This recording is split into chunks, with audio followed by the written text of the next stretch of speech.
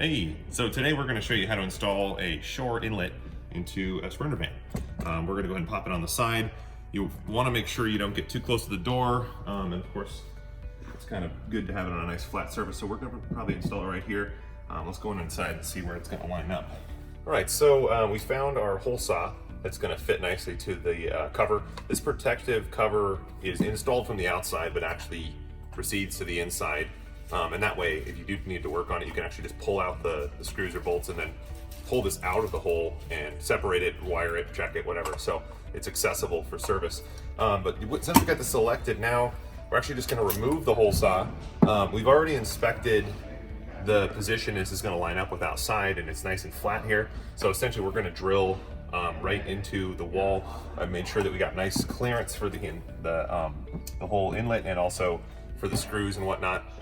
Sometimes we'll install like back here behind this, but it's way harder if you're trying to use bolts and nuts. We don't use just screws into the metal here because the thin metal, it isn't really adequate.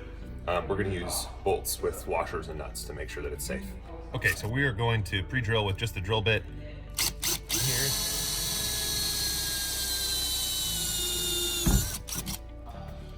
All right, we're through. All right, so here we are back outside again. We've reconnected the hole saw and I have turned the clutch on. This is one of the key pieces to not damaging the outside metal, the thin metal of the van here. If you have the clutch on, it's gonna prevent you from essentially catching the metal and then bending the edges, which will happen very easily. So if it catches, it just stops and you just restart, and you have to do that several times, but that's the way to not damage the metal on the actual van. I've also went ahead and used some masking tape, and I created a little kind of diverter plate just to try and get most of the crud off of the van and not in these cracks and on the metal or plastic, because you do have to clean it up eventually. All right, here we go. And the one thing you want to do is put it on speed 2. You want to start out high speed. So I always get the drill bit in first, and then without any pressure, I'll get the drill up to full speed, and then I'll just lightly apply pressure. I don't want to push in too hard. You never want to push too hard on this thin metal. Full speed.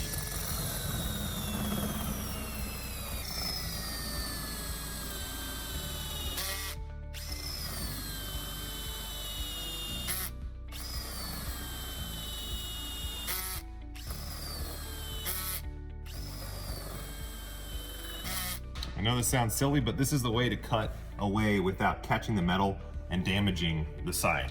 And as you can see right here, I've actually already split through the metal, and that's why it's starting to catch.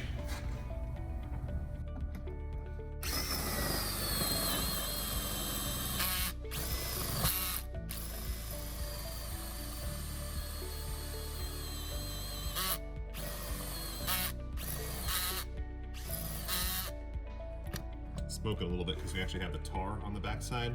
That's the sound dampening pad. It's really common to be drilling into that stuff using doing an install with an inlet. And there we go, we're through. So I probably could have done this earlier, but we're gonna go ahead and remove the tar sound dampening backing here just to make this a little bit easier. And also we are going to Dremel out the hole just to make it nice and smooth, and that will make it a little cleaner because we won't be dealing with the tar stuff here. So I'm just going to pull this off real quick and we'll be right back with you.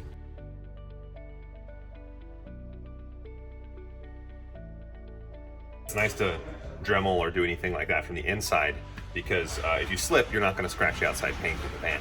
So basically the goal is just to Dremel it down until this has either got a tiny bit of wiggle room or is a nice snug fit. So if the plastic piece doesn't fit in here quite, like we actually went with the hole saw that's just almost exactly the size, maybe a little shy. You can go oversized, but we like to make our stuff tight fitting. So I'm gonna go ahead and Dremel out just a little bit here. It's good to just keep moving, that way you don't kind of dig a hole anywhere. I just go around.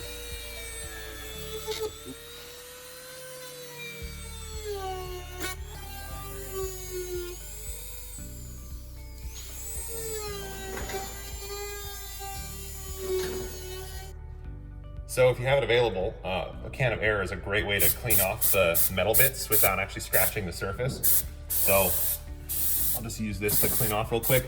And then usually just use a really soft rag to very carefully remove whatever's left. But we're pretty much There, looks pretty good. So that's all.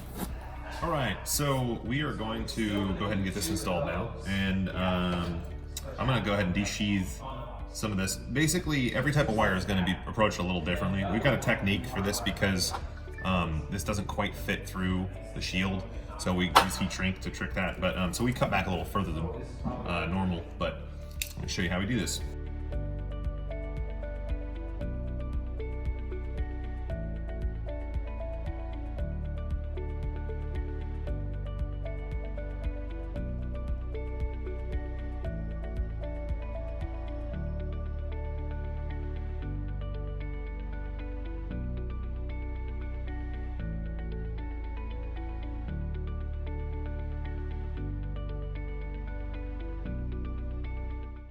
All right, so we're gonna get some heat shrink to basically heat shrink this nice and flat so it fits inside this clamp here nicely.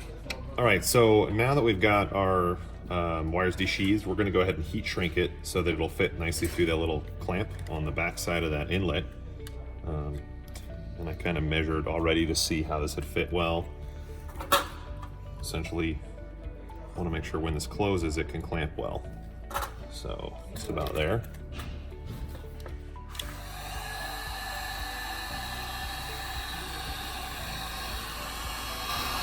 I'm trying to keep these wires nice and flat as I go because the clamp will work better that way.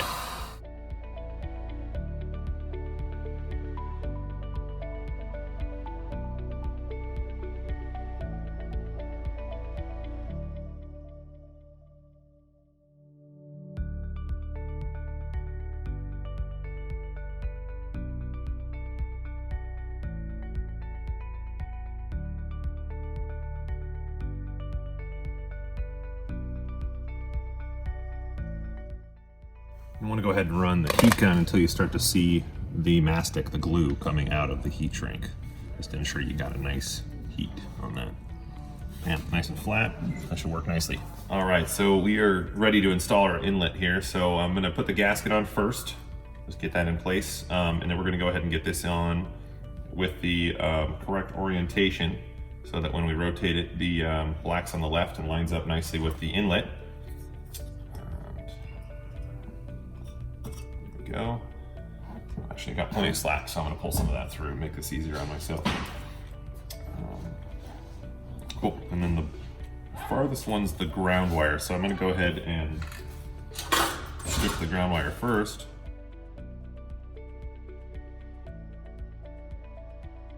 Then I might shorten the other wires to make them line up a little better.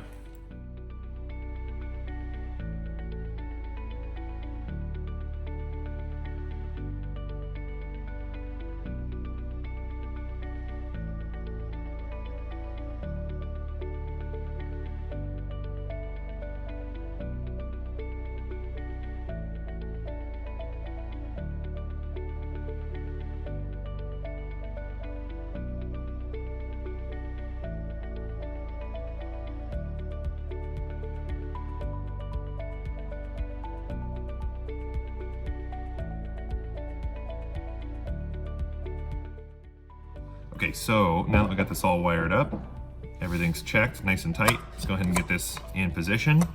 And then I'm gonna just tuck the heat shrink part down so that I can clamp on the heat shrink, not directly on the wires. So essentially, I'm gonna just go ahead and get this ready.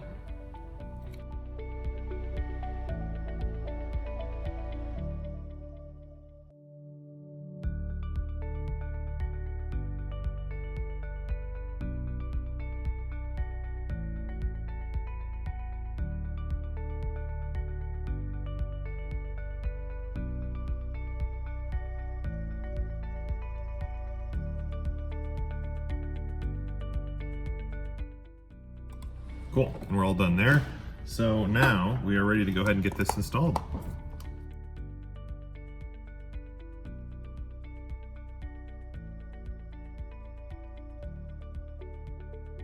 So we're back here. We're gonna get this drilled out.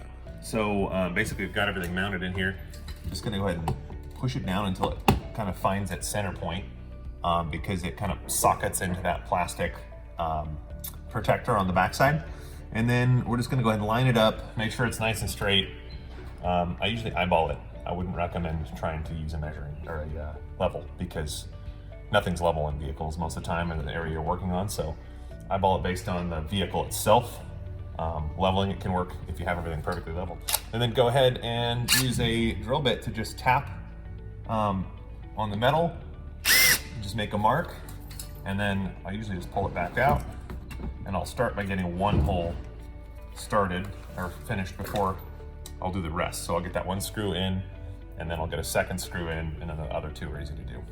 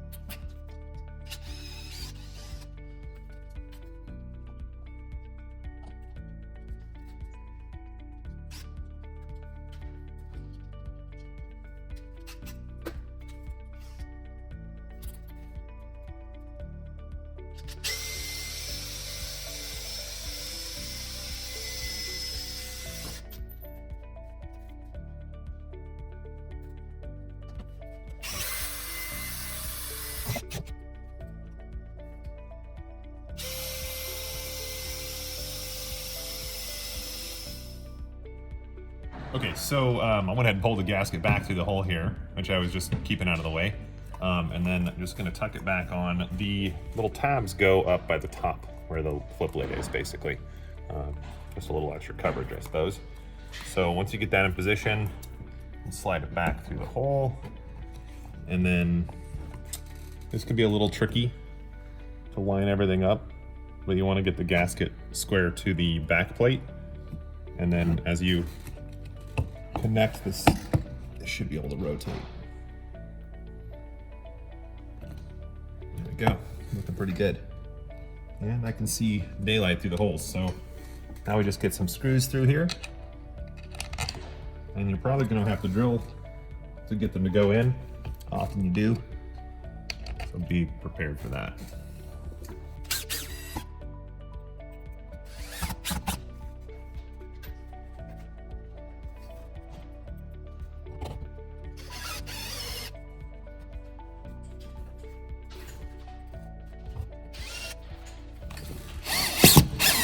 All right, once you got all the screws started, you can kind of manipulate the rubber. There's still room to move things a little bit, and that way you can make it kind of look nice, make sure everything's lined up.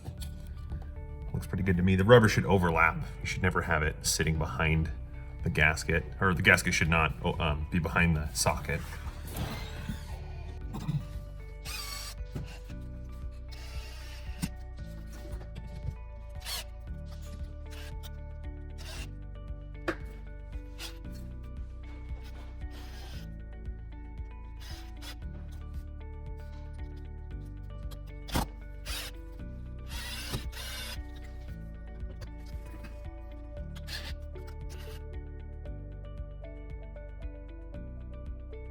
All right, and at this point, I'm gonna have somebody get on the back side and basically put the nuts on, and I'll hold the screws while they tighten the nuts down.